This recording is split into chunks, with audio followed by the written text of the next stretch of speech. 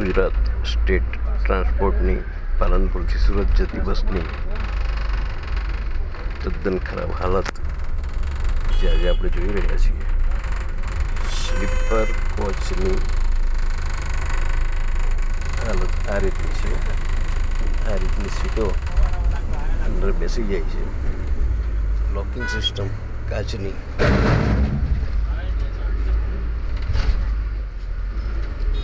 જરાક પણ ચાલતી નથી. એને કારણે ઠંડીના સમયમાં ભયંકર ઠંડીનો અનુભવ આપણે કરવો પડે, કારણ કે કાચ ખુલી જાય. એમાં કોઈ લોક સિસ્ટમ જ નથી, જે આપ જોઈ શકો છો. અને જે છે તે ખસ્તા હાલતમાં છે. અને લોક તમે કરી જ ન શકો. અને કરેલો હોય તો આ બસની નીચેનો પાટો જે કહી શકાય, જે જમ્પર કહી શકાય, એ તૂટેલું ડ્રાઈવર અને કંડક્ટર પોતે બતાવે છે. જેને કારણે ખૂબ ખરાબ હાલતમાં આ બસમાં અમે પ્રવાસ કરીને આવ્યા.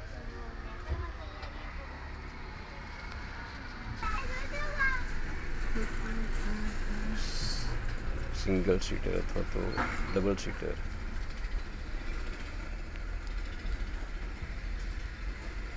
બસની સીટોમાં કોઈ સેફ્ટી ફીચર્સ પણ નથી, જેને કારણે આ ફક્ત એક બાર પર તમે આખી રાત મુસાફરી કરીને ટકી શકો એમ કીધું ચાલે.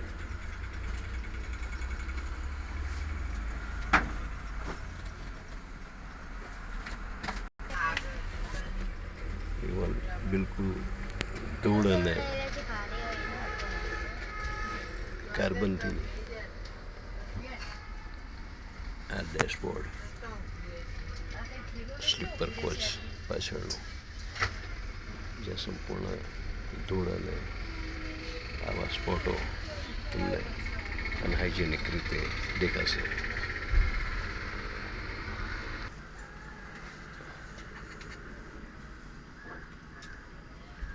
રાત્રિના 8:30 પાલનપુરથી સુરત સ્લીપર કોચની આ હાલત. સીટો પણ બાંધીને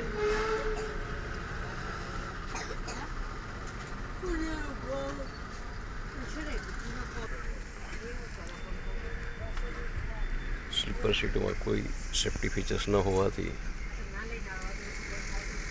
તમારે આખી રાત જાગતા બેસી રહેવું પડે, કારણ કે નીચે ગાડીનો પાટો જે કહી શકાય તૂટેલો હોવાથી ભયંકર ઉછાળો તમને મળે. એને કારણે જો તમે બેલેન્સ ગુમાવો તો સ્વાભાવિક રીતે તમારી શરીર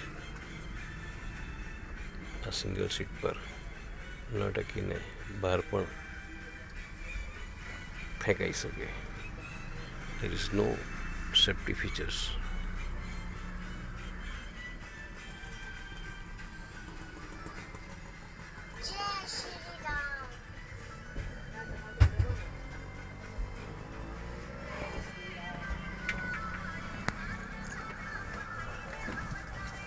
આ સીટની હાલત છે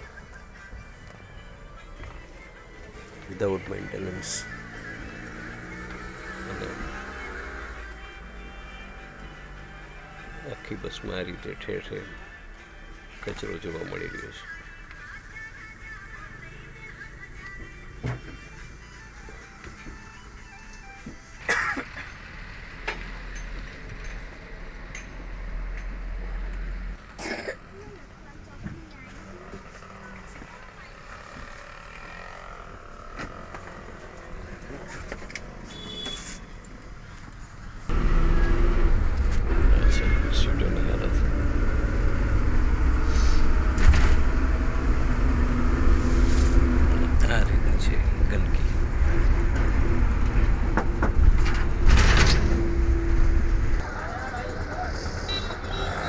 સ્લીપર બસમાં લેધરની આ છે હાલત.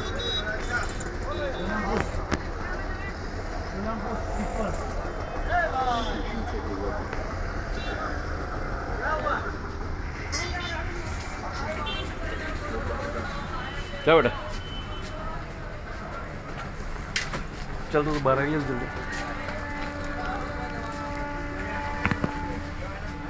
तो भाई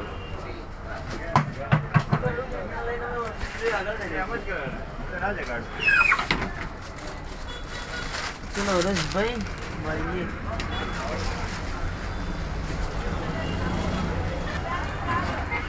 चल भाई ऊपर जाओ तो मारे सामान थोड़ोक लेता जाओ ने કોણ હું હા ના હું ઉપર ગયા તો બોલો જાય ના હરે છે પેલા હું હતું પાછળ છેલ્લે તો બહુ ઝટકા લાગી ગયા અમને અરે કાકા એના પાછળના જે ઓલા હે ને બિલકુલ કામ નહીં કરતા હું આજો તો કલાક લેટ આવી અહીંયા 6 વાગે આવે ના ના પણ હું વાંધો હું હતો નીચે છેલ્લે ઓના હોય ને પાટા હા પાટા ના હોય ને આમાં તો હોય ને જમ્પર એ તૂટી ગયા છે ત્યાં નહીં વર્કિંગ નહીં કરતા જૂની થઈ ને હમ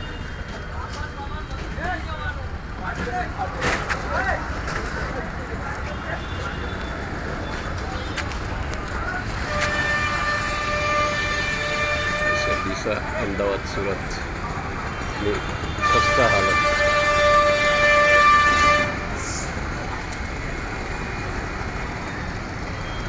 કહેવાય છે કે નીચેના છે પાટા તૂટી ગયા હોય છે જમ્પર શું કહેવાય ખબર નથી એને કારણે ખસ્તા હાલતમાં આ બસ છે